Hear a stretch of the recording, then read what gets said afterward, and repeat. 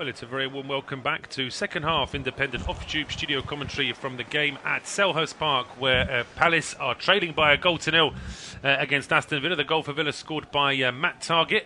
Goal coming on 15 minutes from a corner kick. The ball was whipped in. A couple of tall players jumped for it, all missed it. It just dropped to Targett. It was completely unmarked.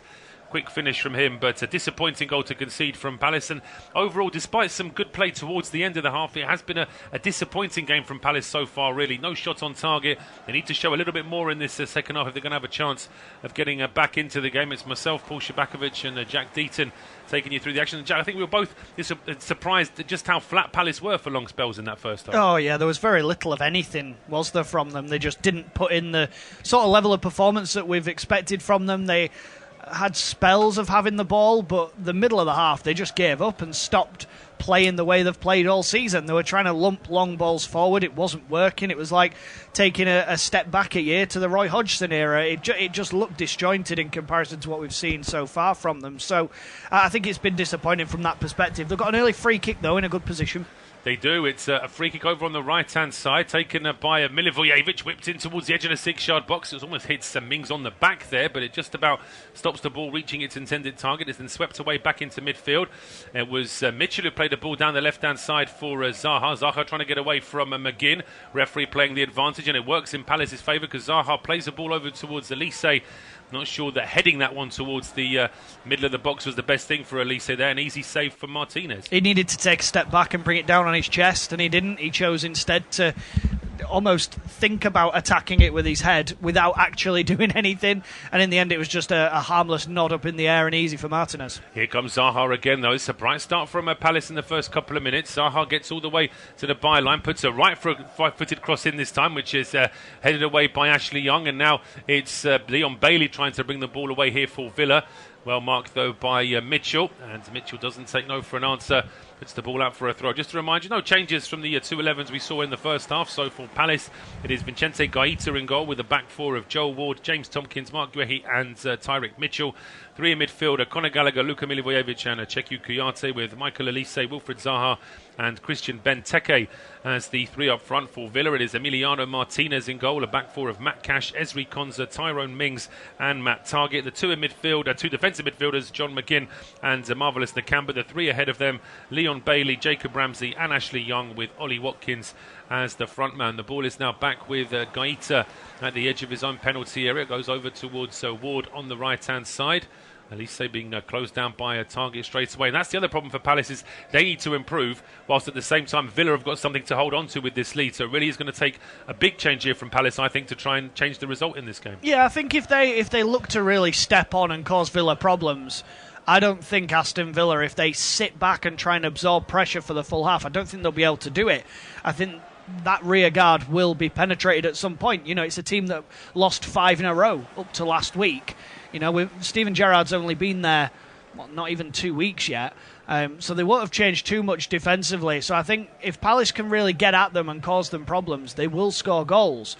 But the problem is, and the difficulty that Palace had in the first half, is creating those chances. Where is the chance creation going to come from? Even looking on the bench, there's not a lot, but there's Eberechi Eze and Odsonne Edouard, who are 2 players that I think this game is screaming out for to be brought on. Edouard was brought on in the 83rd minute last time out. Eze didn't even play, so he's still on the recovery trail after his Achilles injury. But he's the sort of player that could come on and grab this game by the scruff of the neck and start creating something. Because right now, creativity is Palace's main problem. It is, and we've had 4 minutes in this second half. Palace have pretty much had exclusive possession for those 4 minutes, but so far, nothing doing really, just that one ball into the box and that one header from Elise. And barring that, it's all been in midfield. But Ward now on the right-hand side spots Elise with a bit of space ahead of him. Elise now just cutting back and switching play. Left-footed ball over towards the left-hand edge of the field. Zaha should be able to keep this in play. Just being held up here by Matt Cash, trying to get that ball onto his left foot. Then it's a right-footed cross.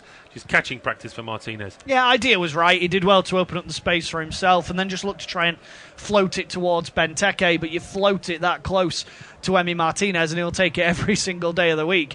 You know, that's the ideal for a goalkeeper of his calibre, is to step in and kill it like that. And floating in a nothing ball is exactly what Aston Villa will want. They will want that type of attack from Palace as opposed to them looking to penetrate along the floor, which I think is their way in today. But there's a strong challenge there in midfield as Kouyaté goes in on Ashley Young. The referee plays the advantage.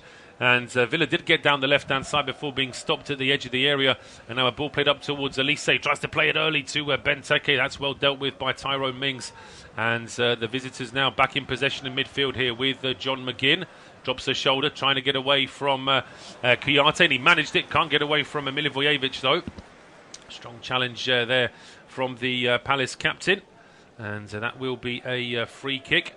Good chance here now for Villa to just slow things down after Palace seeing a lot of the ball early on. Yeah, any opportunity for them, I think, just to kill the game off a little bit and to ease themselves in. Because, as you say, Palace have had all the ball. They've looked the more dangerous in this second half.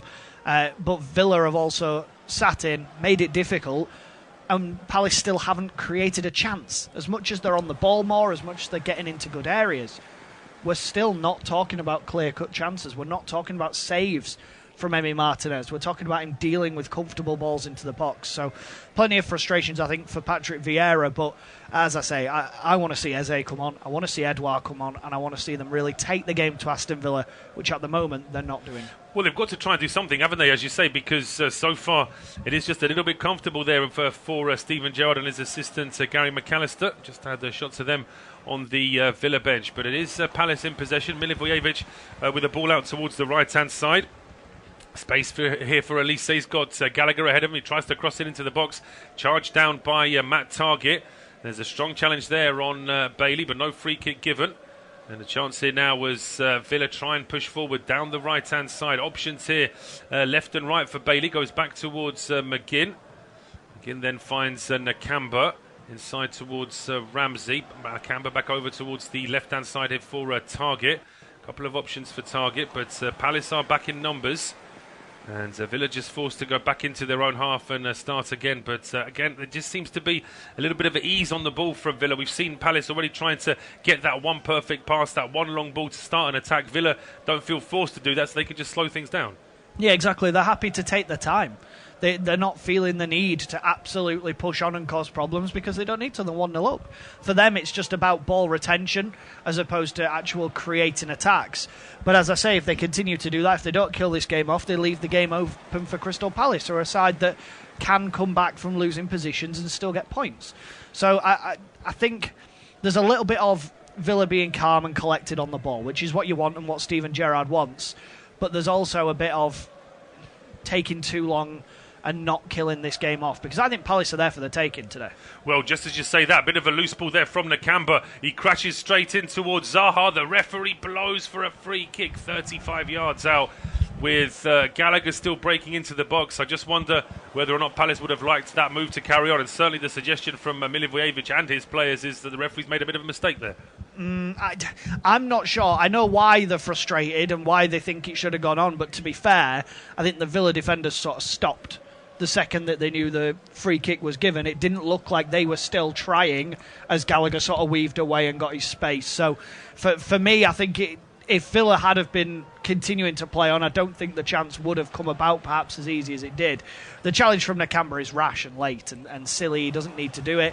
It's good play from Zaha, actually, just to smuggle it out of his feet. He knows the contact's coming. He's been playing like that for years, waiting for challenges to come. I think he's the second most foul player in the Premier League over the last 2 or 3 years, behind Jack Grealish. So he's a player who's used to being kicked, there he just waited for the contact. He is, and that's why it surprises me that he gets as frustrated as he does, because, as you say, he sometimes part of his play, being such a quick and tricky player, is that he needs to draw the foul from an opposition player, or at least the fear that the opposition player could foul him, which sometimes gives him a bit of extra space. But as I say, Palace would have preferred to have played on, but they have got a free kick. It is within shooting distance. Milivojevic has taken a couple of step run-up. Joel Ward with a much bigger run-up, but Milivojevic tries to take a quick and clever free kick, trying to get to Guehi, and that one's dealt with immediately. And now a counter-attacking opportunity here for Villa. Ball played up towards Ollie Watkins. There's a strong challenge there from Milivojevic. Has he won the ball? Villa are absolutely furious here that it should be what's the referee going to give her? Is it going to be a yellow? Is it going to be a red? Certainly the way that the Villa players have reacted, they feel furious about this one. Yeah, it's got to be a yellow card as this, because he wasn't the last man. Wasn't Luka Milivojevic. There was a player behind him. I think that's what Villa are protesting about. They think he was the last man, so they think, well, he's got to go. It's a silly challenge from Milivojevic. He absolutely flies in. We spoke earlier about him doing a similar challenge where it was a take one for the team. That one, I think, is even more unnecessary. If he stays on his feet and pushes him wide, he deals with it. I think he's got to go into the book here.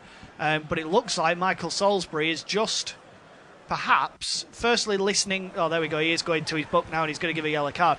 But Tyrek Mitchell was across covering as well. So it wasn't a last man situation.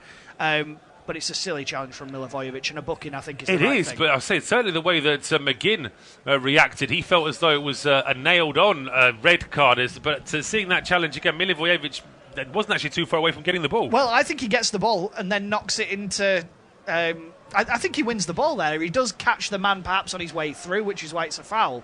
But he definitely makes contact on the ball. It's not as clear-cut as it looked on... I mean, we had a replay from sort of the goalkeeper's perspective. So you can see the ball nipped by Milivojevic onto Watkins, which then cannons the ball away.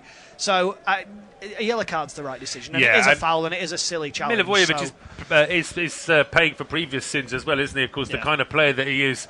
I think even sort of subconsciously referees and opposition players are going to assume that any time he slides and there's a chance it could be a foul. Shouldn't really be like that with referees, but they're only human, of course. You do based on what you've seen before. Free kick to Villa now. Right-footed Young and left-footed Bailey over this one. It's right-footed Young over the wall, clips the top of the bar and away for a goal kick, but it's not too far away from Ashley Young. No, a player who's got that in his locker. He scored a wonderful goal for Manchester United against Watford a couple of years ago from a similar sort of position. Bends it up over the wall, plenty of topspin on it, just not enough to get it to dip under the crossbar. It clips the roof of the net, but good opportunity, and he sort of looked up to the sky, did Ashley Young, after he'd taken it, because I think the minute it left his foot, I think he thought it was going in. Yeah, absolutely. It's actually the top of that, as you said. I thought it might have just had a little nick off the top of the crossbar, just a little bit too high for that, but it's certainly the closest that Villa have come in the second half. And we're at 57 minutes here, independent off Tube Studio commentary. It is Crystal Palace 0, Aston Villa 1. It's Liverpool 4, Southampton 0. And it's Norwich City 0, Wolves 0 in the earlier game. Arsenal beat Newcastle 2-0. Still to come, the 5:30 kickoff in the Premier League available on our service is Brighton and Hove Albion against Leeds United. The ball now back with James Tompkins here, deep inside his own half for Palace. Goes over towards Marc Guehi. He's got Bailey in front of him, plays it into space here for Kouyaté, but Palace exchanging 7 or 8 passes just to get to the halfway line, and now it's with Elise on the right-hand side, being closed down by Jacob Ramsey. Elise rolling it back towards Milivojevic. Inside now to Ward, back to Milivojevic, switches play. There's a bit of a deflection there as well. Headed down by McGinn, back towards the halfway line. That's a good challenge there from Tompkins. Watkins has been looking for too many free kicks, I think, this afternoon. And Palace can keep the move alive now as Gallagher goes out towards Elise on the right-hand side. Gallagher on the overlap. Challenge from Target, but he misses the man completely. Ball played across. It's going to be an own goal. No, it deflects off one defender and swept away by Matt Cash. It looked as though a combination of Konza and Mings were going to score an own goal there for Villa. Yeah, it was a good bit of play actually from Gallagher initially. Got into a great position. I mean, firstly he gets away from Matty Cash, from Matt Target far too easily. The pullback is so dangerous, and Cash just clears it into Konza. It then goes to the byline, and Cash is able to clear from there. But better from Palace. They're asking questions. And it's Conor Gallagher who's beginning to get a foothold in the game and beginning to cause problems. Absolutely. Forget that Gallagher is actually a Chelsea player, isn't he? He's really got...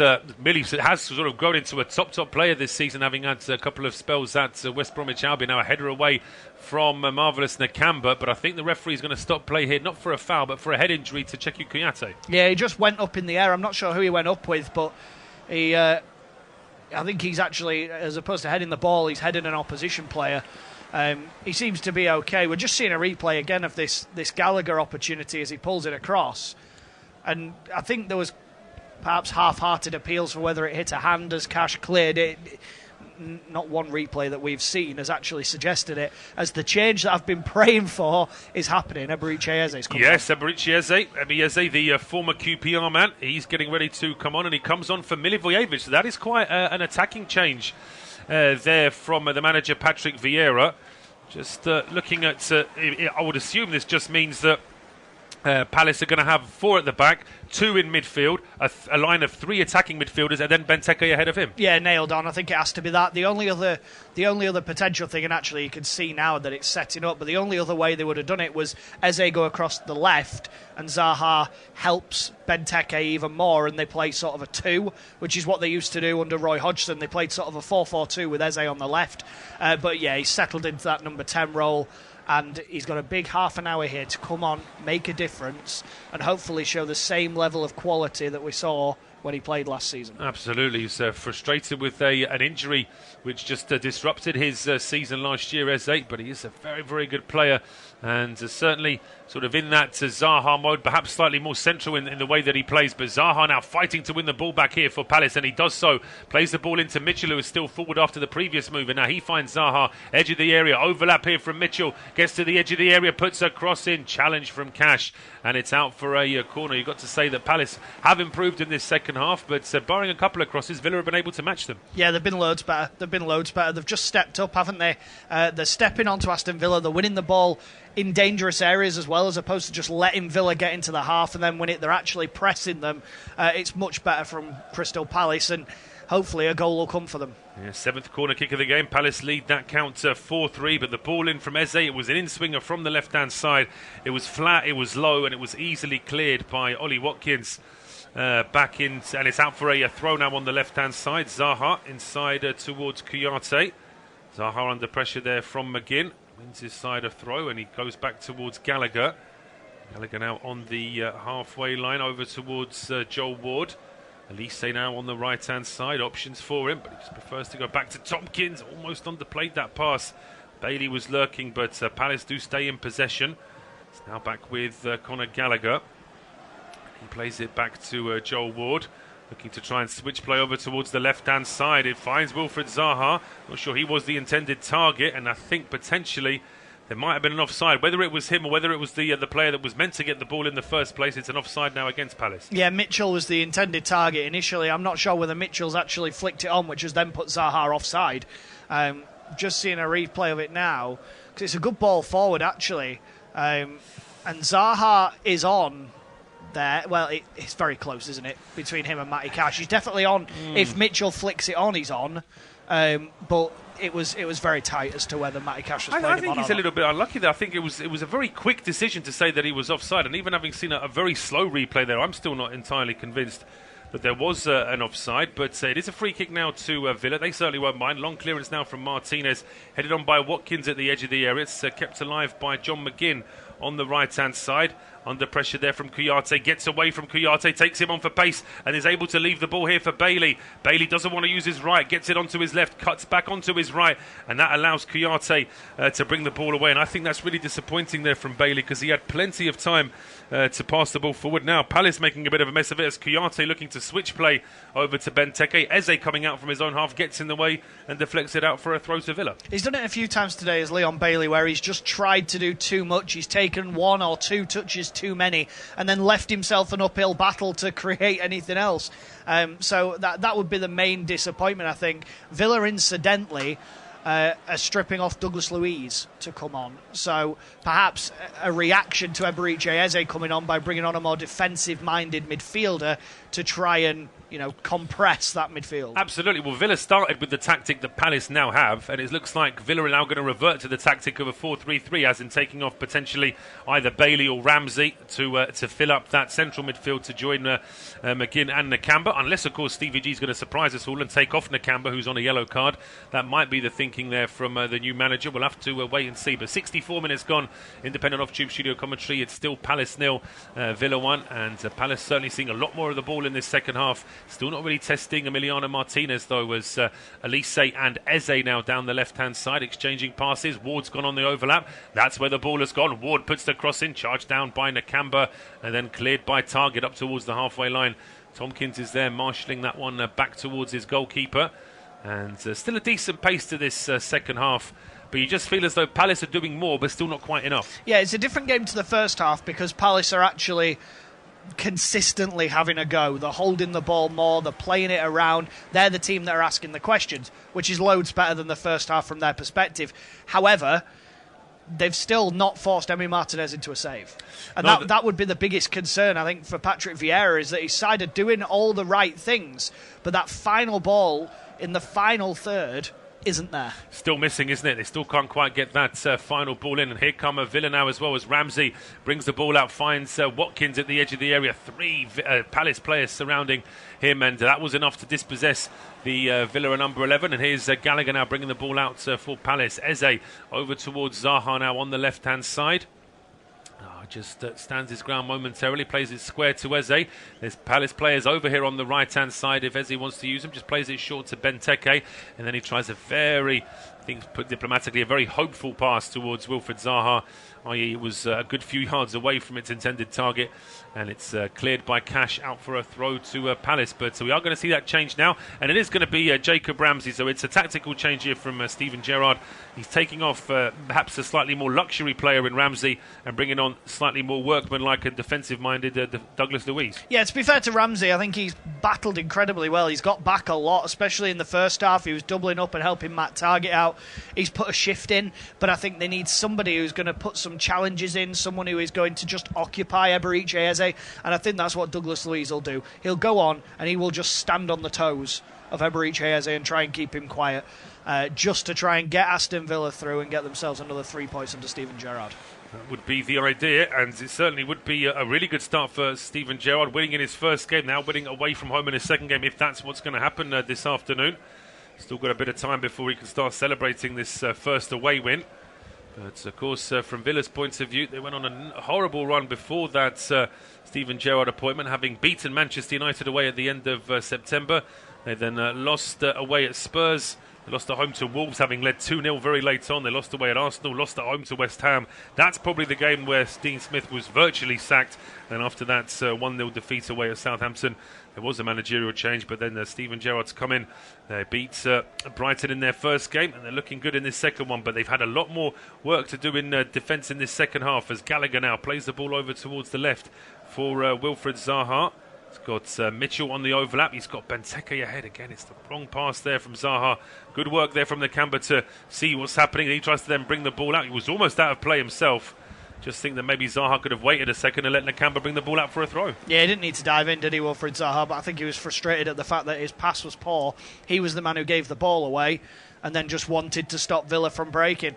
I still want to see Odsonne Edouard come on, because I think they need different movement to what Benteke is offering, because as much as he's an outlet, they've stopped playing balls into the box. They've stopped trying to get crosses in and long balls forward. So I think it's asking for someone that plays a different role to Christian Benteke now, and Odsonne Edouard fits that profile. Edouard's got previous coming off the bench and scoring inside seconds when he came off the bench against Spurs, so it might be an idea to consider bringing him on as well. Both sides have still got 2 substitutions left, Eze being the only sub for Palace, and Douglas Luiz just coming on a few minutes ago for Aston Villa. But Palace on the attack now, down the right-hand side with Elise. It's Targett and Young trying to stop him. Elise gets a ball into the box again. The quality of ball into the box for Palace today has been below par. It's now with Conor Gallagher. Back over towards Joel Ward. Ward inside now to Eze. Just at the edge of the penalty area. Gets robbed of the ball though by Douglas Luiz. And now all of a sudden we can see a counter here for Villa. But you have to say that Palace are back in numbers, and Bailey didn't really have any options to get forward. Yeah, they did well. They got back quickly, did Palace. And to be fair, they've done that a lot today when they have lost possession. It hasn't been like Aston Villa have been streaking forward with numbers, because Villa take a couple of touches, then turn and then go, which just allows Palace to get back and defend it. But I was laughing when Douglas Luiz nipped the ball off Eze, because that's exactly what he's been brought on to do. He's been tasked with keeping Eberechi Eze quiet. You can see at the moment Marvelous Nakamba is the man just watching Eberechi Eze. So between them, they're doing everything they can to stop him. Absolutely, trying to negate the threat of the new player on the field. We're past the 3-quarter mark of the game. We're at 69 minutes now. It's Crystal Palace 0, Aston Villa 1. It will be Jack to take us through to full time. Cheers, Paul. Thank you very much. So hopefully we get a goal or two in the final 21 minutes. Crystal Palace 0, Aston Villa 1. No other goals to tell you about elsewhere. It's still Liverpool 4, Southampton 0, and Norwich 0, Wolves 0. And here's James Tompkins out to Joel Ward now. In possession just inside his own half, forced backwards by Leon Bailey. And now Marc Guehi will try and bring it forward to the left of the centre circle. Good ball over the halfway line into Wilfried Zaha, who's got Tyrick Mitchell ahead of him. Zaha, though, doesn't have any other movement, so has to go backwards, stood there with his arms out, asking more of his teammates because nobody's moving. There's a ball down the line from Michael Elise towards Eberechi Eze, who lets it get nipped away from him by Matt Targett. So it will be a corner opportunity and a chance for Crystal Palace to try and get a ball into the box. Finally, another chance for Palace, but the quality of cross from whether it's been set pieces or open play just has been below what you'd expect from Palace. So this needs to be better now. Elise to take left-footed in, swinging. It's high, hanging straight to Martinez, who drops it. Somehow Villa managed to just about clear it. Ashley Young then with a final header away just to quell the danger, and then it's cleared away once again by a Villa man. Emi Martinez, such a safe pair of hands. Looked like he had butter on his gloves there as he dropped it. As Palace come forward again, Ward with a pullback. Targett is the man in the way. And Matt Targett, who currently is the only goal scorer of the game, then plays the ball out to Leon Bailey, who will clear, but only as far as Kouyaté in a crossing position level with the edge of the 18-yard box. Here's Ward out to Elise, next to the corner flag on the far right-hand side, always looking to get back onto his left foot. Michael Elise. In the end, it comes off Douglas Luiz, but a lucky escape for Aston Villa because Emi Martinez dropped it at his feet in the box. That was far. I mean, there was no pressure on him either. It's almost like he just didn't quite realise that the ball was coming towards him. He just a loss of concentration. We are going to see another change here for Palace, and it's going to be Zaha to go off to be replaced by Edouard. Yeah, so an interesting change. I was speculating earlier about 4-4-2, which is what we are used to seeing under Roy Hodgson. Well, maybe it's going to be 4-4-2 now. Odsonne Edouard on. You'd expect potentially Eberechi Eze to go out to the left, or they put Edouard on the left and go that way, but a change nonetheless that shows that Patrick Vieira isn't happy with 1-0. No, he's not. This has to improve quickly here for Palace, and they've still got just under 20 minutes. But even if they have got Edouard on the field now, it's just a case of getting a better ball into him as well. Yeah, as Douglas Luiz nods the ball down here. Luiz brings it down. He's gone clattering into Cheikhou Kouyaté, and it looks like he's got a red card here, Douglas Luiz. So Douglas Luiz sent off for a late challenge on Cheikhou Kouyaté. Kouyaté's up on his feet, incidentally. It looked like Luiz just went past the ball, might have gone with studs, but he didn't go to ground. He's almost just stepped in, and Michael Salisbury was straight to his pocket and gave the red card. Yeah, I mean, about 7 or 8 times lip-reading Douglas Luiz. He just kept saying, I swear, I swear, I swear. He kept saying that he didn't touch the man. Cheikhou Kouyaté, I have to say, wasn't that quick to take the hand of Douglas Luiz when Luiz was trying to apologise to him, but at the same time, he wasn't furious about it. It's one of those, I think, where both sets of players just trying to get to the referee to get their points across. We'll see. Well, the foot is raised. I mean, if he'd actually caught Kouyaté with that raised right foot, then we'd be talking about a long ban and potentially a long injury. But actually, he virtually makes no contact with him. But is there enough to say that the red card for intent? Well, Michael Salisbury's come across here to have a look at the monitor. Now, it's rash from Douglas Luiz with the way that he goes in. He does go in with studs up, as you say, Paul, because Kouyaté had his foot in the ground. If he goes through him, he breaks his leg. It's that bad of a challenge. But Michael Salisbury's gone across. Is he going to do the little box or not? Because he's cancelled the red. Cancelled the red and has shown him a yellow. So after all of that, it turns out that Douglas Luiz has avoided the red card. But, is he lucky there, or is that the right decision in the end for everyone? I think for me, because he doesn't actually make contact, I don't think you can give a red card for potential injury. You know what I mean? I think the right decision has come to pass, and Douglas Luiz, I'm sure, will blow a sigh of relief, as will Steven Gerrard, having just brought him on. So Douglas Luiz stays on, just a yellow card for him instead of a red. And with 74 minutes on the clock, it's Crystal Palace 0, Aston Villa 1. Here's Joel Ward in possession then for Palace, who I think, I'm sure their eyes would have been lighting up at the thought of going at an Aston Villa side with 10 for the last 15 minutes, but potentially it's harder, especially for teams protecting a lead. It's harder to play against a team with 10 men than it is with 11. Exactly, with the way that Villa have been organised here and protecting this lead, potentially missing Douglas Luiz, well, it would have been a shame for them to lose a defensive midfielder, but they still could have perhaps tried to plug that gap, and if anything, it just would have meant they would have sat back even deeper and made it even more difficult for Palace. Yeah, here's Tyrek Mitchell on the left-hand side, just inside the Aston Villa half. He's had to turn backwards to Chegu Kouyaté, who plays it from left to right for Joel Ward. As again, Palace trying to move it from side to side just to open up a bit of space, but Aston Villa remain compact, they remain well organised, and they remain a real frustration for Palace. Ball down the line now for Mitchell into Edouard, who tries to cut away from McGinn, challenged though by the Scotland international, and now Villa can break forward with Watkins. Out to Ashley Young on the left-hand side, up against Joel Ward. He's been doubled up on by Michael Elise, who's caught him. Ashley Young is furious at the fact that a foul hasn't been given. It looked like his heels were clipped by Michael Elise, but Palace will go on anyway. Yeah, I mean, certainly Ashley Young isn't one to be shy in front of the referee. If he feels that there's any kind of challenge, he will let the referee know. But it did look as though there was a bit of contact there between him and Elise, and Villa will feel as though, although that refereeing decision in the end went the right way for them, perhaps feel as though the referee hasn't given everything that they would have liked today. Yeah, Villa are ready in a change, actually. They've got somebody stripped off and ready to come on. We'll bring you that in just a moment. As a long ball forward sees Elise and Targett collide in the air. Matt Targett's down holding his head once again. I think it's the second time that Matt Targett's been involved in a collision, and Ashley Young's down as well, having been caught by a challenge. So a couple of players down, and Michael Salisbury just having to stop the game and allow these players to get the treatment. Absolutely, yeah. It's I think it's El Ghazi stood on the touchline waiting to come on. So this may just be a straight swap here for Ashley Young. And looking at that collision there between Elise and Targett, I don't think that Elise does anything wrong.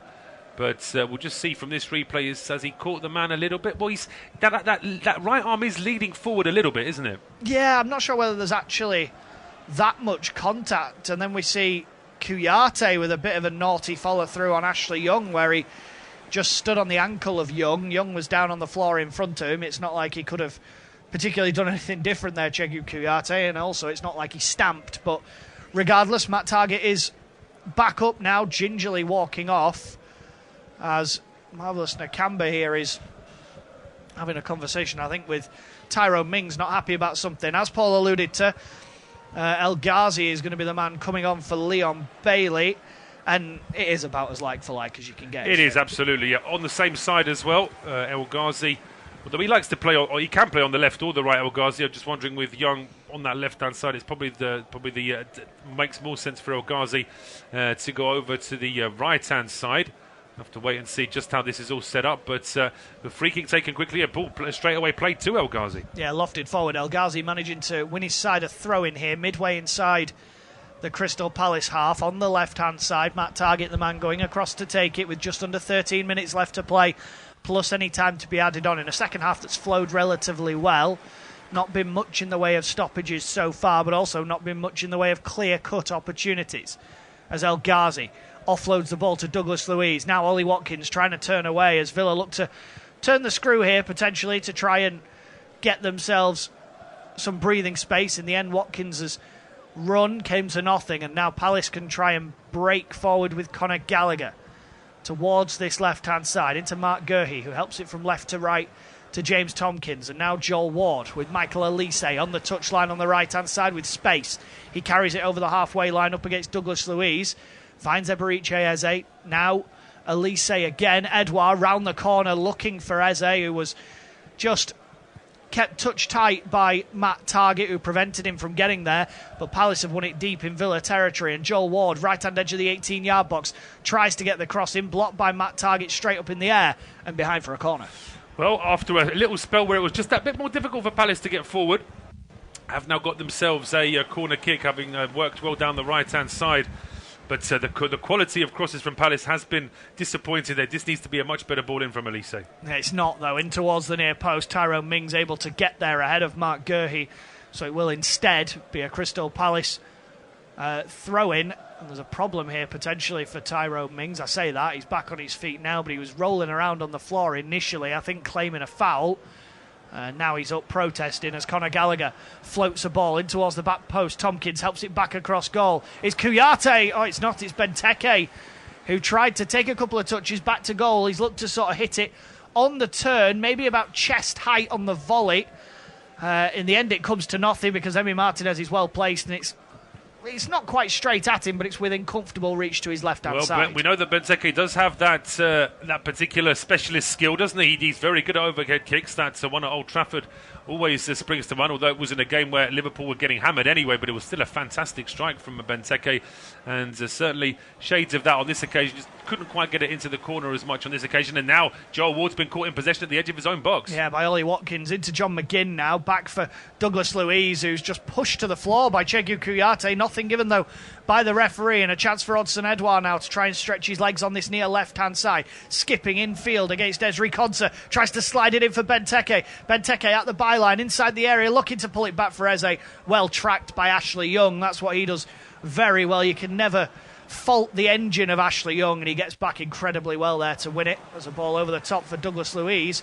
May well allow the Brazilian to break, but shows too much to Tyrick Mitchell. But great defending from Ashley Young there to get back. He was, as I say, on paper he's supposed to be one of the attacking midfielders today, but there he was at the edge of his own box, charging down to try and stop that Palace move, and doing so successfully as well. But with less than 10 minutes to play now before we hit injury time, you can expect it to be one-way traffic here now, really. Yeah, here's Mitchell on the left-hand side into Eze, who has to go backwards to Marc Guehi. Still no changes in the scores elsewhere. Liverpool 4, Southampton 0 is the scoreline at Anfield, and at Carrow Road it's Norwich 0, Wolves 0. As Conor Gallagher tries to twist away, Odsonne Edouard with a shot that Martinez again comfortably saves to his right-hand side, but finally we're seeing the goalkeeper tested. It was a decent sweeping shot from Edouard, but comfortable for Martinez. It was, yeah, as you say, there's never enough on it to really get that ball away from the goalkeeper. He sort of scoops it up, gets a bit of curl, but it's always heading down the middle. Martinez, though, watched it all the way in. Yeah, it looks like Martinez has got a problem here. Not sure whether it's cramp or what. He's holding the back of his left leg. I mean, he's not asking for help from, I think it's Tyrone Mings who's over there with him. Not sure whether he's pulled something as he sprung away. I mean, it would be difficult for a goalkeeper in these conditions. It's cold. It's not the most pleasant of conditions to be just stood still for the majority of the game, especially when you've had very little to do. And he's sprung away, and potentially something's just twinged. Absolutely. Well, you do see goalkeepers sort of jogging on the spot, jumping on the spot, running up and down their penalty area when things aren't happening in their box. But of course, you can't really expect Martinez to do that, because there's been play in and around that Villa penalty area for most of the half. It's just that he's not had too much work to do.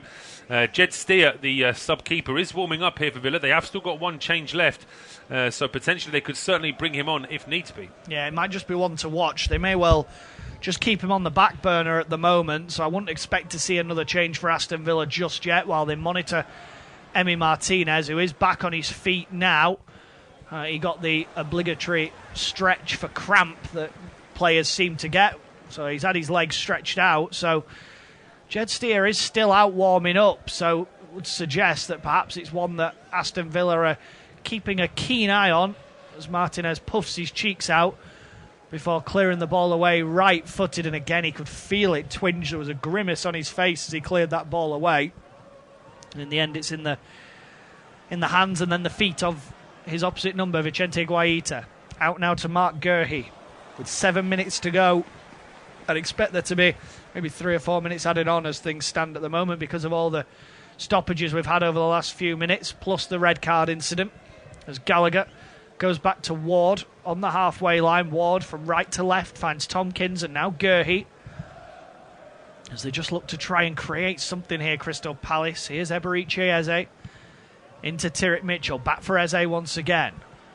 There's just no space at all for Crystal Palace to work in at the moment. Aston Villa occupying a lot of their own half very, very well, making it really difficult as Conor Gallagher battles away, sort of laid on the floor trying to retain possession. In the end, he gives it away, and now Villa can push with John McGinn, who looked like he was fouled by Eberechi Eze, and Michael Salisbury agrees. He does, and Eze brings the man down. Whether or not it's going to be a booking, that remains to be seen, but it just slows things down, which in a way is exactly what Villa want. It's almost as if Eze's played into the visitors' hands there by just slowing things down. In the meantime, they're going to make a third and final change. It's Ashley Young going off to be replaced by the former Norwich man, Emiliano Buendia. Yeah, so that would suggest that there's no further worries about goalkeeper Emi Martinez's fitness. So Buendia coming on. Again, it's probably like for like. Buendia will stay on the left, you'd assume. El Ghazi on the right. So an opportunity for Emi Buendia to come on and do something. It's not quite worked out for Buendia since he's moved from Norwich, a player with a lot of quality and a lot to give, but injuries and a lack of form have really affected his time so far at Villa Park. They have, and also the fact that he's in a team that certainly up until before Steven Gerrard arrived was struggling for form and struggling for goals, so he really wasn't able to show his best qualities off. But now a chance here for Villa as the ball breaks towards the edge of the area. Very nearly fell for Ollie Watkins, but somehow Palace clear their lines. Yeah, through goalkeeper Guaita, but only as far as Ezri Konsa here inside the Aston Villa half. Tried a little give and go with Emi Buendia. But Buendia's pass was intercepted, and now Tyrick Mitchell has to go back to Guaita again under pressure from Ollie Watkins. And Villa have stepped up the press in the same way that they had in the first half. They're beginning to apply themselves, and they're looking to try and kill this game off as Kouyaté steps in front of Matty Cash and manages to win the ball. Tyrone Mings will clear. John McGinn in possession now for Aston Villa as Konsa throws himself to the ground. Here's Douglas Luiz with a ball over the top into Anwar El Ghazi. El Ghazi back for Buendia. Now Douglas Luiz midway inside the Crystal Palace half, looking for an opportunity to kill this game off and make it 2-0. Buendia on the left-hand edge of the box finds El Ghazi. El Ghazi trying to get away. It's McGinn with a shot into the corner. It's brilliant from John McGinn, and it may well be Aston Villa taking 3 points from Selhurst Park. A lovely curling finish from the edge of the area, beating Guaita, and potentially Aston Villa beating Crystal Palace. Palace 0, Villa 2. Well, with 4 minutes to go plus injury time, you really can't see anything other than a Villa win now. Palace have tried hard in this second half, but just haven't been able to create the clear-cut chances. And with Palace potentially just tiring towards the end of the game, Villa are able to capitalise, and it's a fabulous finish from John McGinn. He's got such a good left foot on him. Starts off on the left-hand side with Target inside to El Ghazi. Lovely bit of link-up play there between the two subs, El Ghazi and Buendia. But then when El Ghazi lays this ball off, you've got to say McGinn knows what he's doing, and he can't really get him much more in the corner than that. Yeah, it clips the side netting, which is just how close to the corner it is from John McGinn. A sumptuous finish, I was saying earlier, just how dangerous that left foot can be. It sits up nicely for him, and it's a perfect finish past Vicente Guaita. Smiles all round for Steven Gerrard and his coaching staff. And as things stand, it's back-to-back 2-0 victories and 2 clean sheets in a row as well for Steven Gerrard. Absolutely, 2 clean sheets, 2 wins, and his side looking very well organised as well. So he will certainly be very pleased with the start that he's made, and they need to be in good form because their next 2 games are both at home, Man City and then Leicester City. Easy games for them. Here's James Tompkins stepping out from the back as Palace won't want to say this game is dead just yet. Michael Olise has been replaced by Jordan Ayew, incidentally, in a change that happened straight after the goal. So Patrick Vieira trying to throw everything at it to get them something from this game, but it may well be a hill too high to climb right now for them as Guehi plays it from left to right into Joel Ward. Jordan Ayew's down the line. Instead, he finds Conor Gallagher. Gallagher will now find Ayew for his first touch as Joel Ward plays it round the corner for Gallagher once again. Under pressure from Douglas Luiz. Gallagher, who's been completely nullified, really, by Aston Villa. He's had a couple of little fleeting chances, shall we say, to get involved, but otherwise Aston Villa have nullified him completely as Edouard tries to get a shot off from the edge of the area, blocked off by Nakamba, and now Villa can break again and maybe go for a third. El Ghazi looking to find Watkins. It was between Watkins and Buendia, and instead it could be a chance for Crystal Palace to break with Eze into Edouard down the left hand side. Matty Cash, who's been brilliant today, does well once again, gets himself across and wins it. His pass though to Buendia doesn't stick, and instead Eberechi Eze will find Chegu Kouyaté just to the left of centre in the middle third of the pitch, but inside Aston Villa's half. Here's Joel Ward with a sweeping ball into the box that's headed away only as far as Tyrick Mitchell. Left-hand side level with the edge of the 18-yard box into Kouyaté. Now Guehi floats it across. It's a poor ball though, just held up in the little bit of wind that there is at Selhurst Park.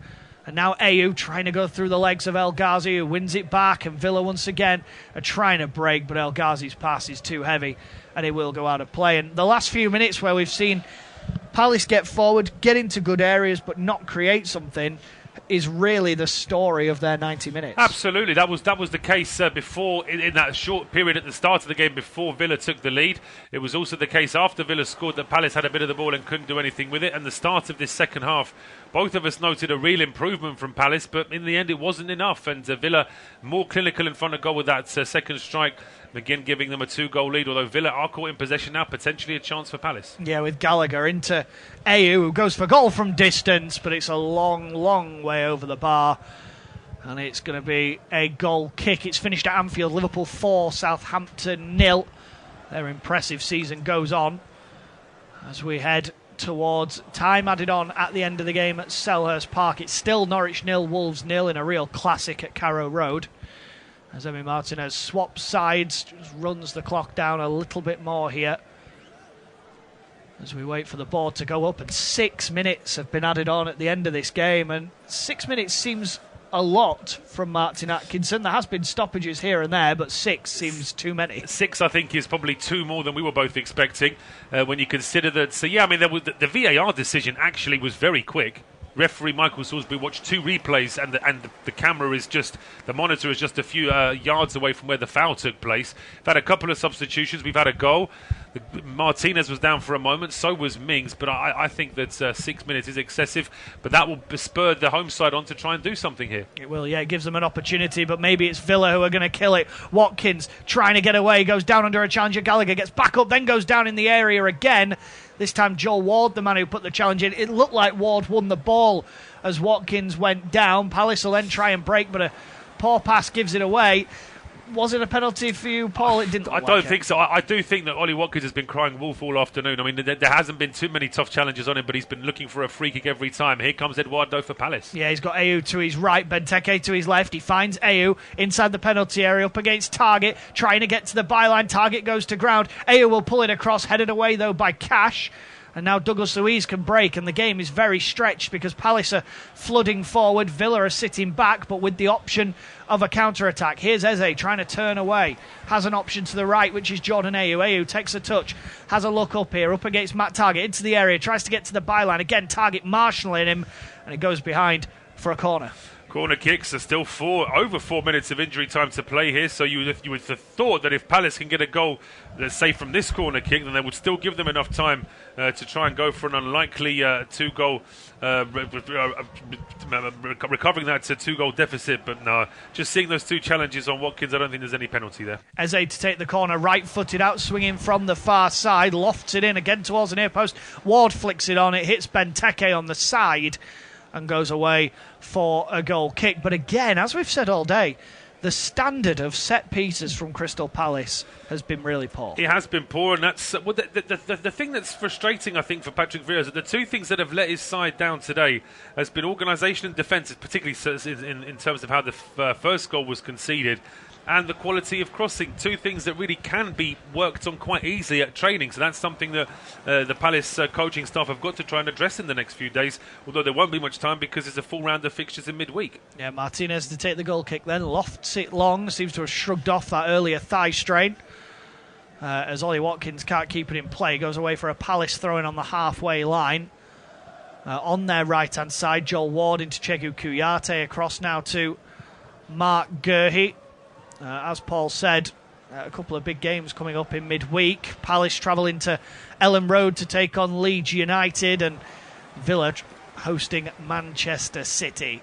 All those games available on this service actually in midweek, as Douglas Luiz brings the ball down here and then goes back to Matt Target for the goal scorer of the first goal to clear it away long deep into Palace territory. Vicente Guaita, the goalkeeper, across now to Marc Guehi.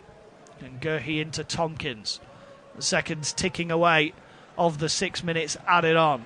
Ayew on the right-hand side, midway inside Aston Villa's half. It's finished 0-0 at Carrow Road. Or it's finished Norwich 0, Wolves 0, should I say. Here is Gallagher into Ayew. As again, Palace continuing to try and do something, but Villa doing what they've done all day, sitting in their shape and doing incredibly well, as Guehi gets really fortunate there to win a free kick. John McGinn stepping in and catching him. And so Palace will have a free kick here on the halfway line. that Eze is going to go across and take. Can they get something here, Crystal Palace? If they score late on, it could well draw Aston Villa in, but at the moment Villa have defended really well. Eze floats it in towards the back post. Mings with a header away. Here's Kouyaté on the right-hand side. Battling away, Kouyaté gets the cross in towards Guehi, who manages to sneak it in at the near post. Well, maybe it is game on at Selhurst Park. Surely too little too late, but Emi Martinez beaten at his near post. Marc Guehi, 2 goals in his last 2 games, just got in. It didn't look like the greatest of balls from Kouyaté, but Guehi got on the end of it and made it 2-1. Well, at least that's consistent. The quality of crossing from Palace has been poor all afternoon, and even the cross that led to the goal was a little bit short of where it needed to be, but that just meant that you've got to give more credit to Guehi for reacting quickly and just stabbing that left foot out to just get there ahead of Ezri Konsa and just beat Emiliano Martinez, who probably was expecting that ball to be dealt with by one of his defenders, but with exactly 60 seconds of injury time still to play, potentially, is it game on now? Yeah, well, whether it's Guehi's goal or an Ezri Konsa own goal, I'm sure the dubious goals panel will be having a look at it, because I think Konsa gets the last touch on it, but whether it was going on target or not, exactly. Yeah, we're not sure. They've thrown a few new caveats into that dubious goal panel now in terms of it. I think it's a little bit easier to have an own goal chalked up against you these days, whereas before, if your shot was on target, they tended to give it to the striker. But 30 seconds still to play. Villa doing the right thing by getting the ball up the other end, but now it's a throw to Palace. It might just be too little too late, though. Yeah, Kouyaté to take it here, lofts it down the line, headed away by Matt Targett as they continue to battle on here to Crystal Palace, trying to get themselves an equaliser. They have left it late to try and get anything from this game. Target to take this throw in. We're almost over the 6 added on. As Anwar El Ghazi turns brilliantly to get down towards the corner flag away from Gallagher and then can't keep the ball in play. It goes away for a throw in that Joel Ward will take. Ward lofts it down the line looking for Jordan Ayew, headed forward by Matt Targett, and then Kouyaté battles away as the full-time whistle blows at Selhurst Park. Villa get the job done. 2 wins from 2 for Steven Gerrard on a day for Crystal Palace to forget. The full-time score at Selhurst Park was Crystal Palace 1, Aston Villa 2.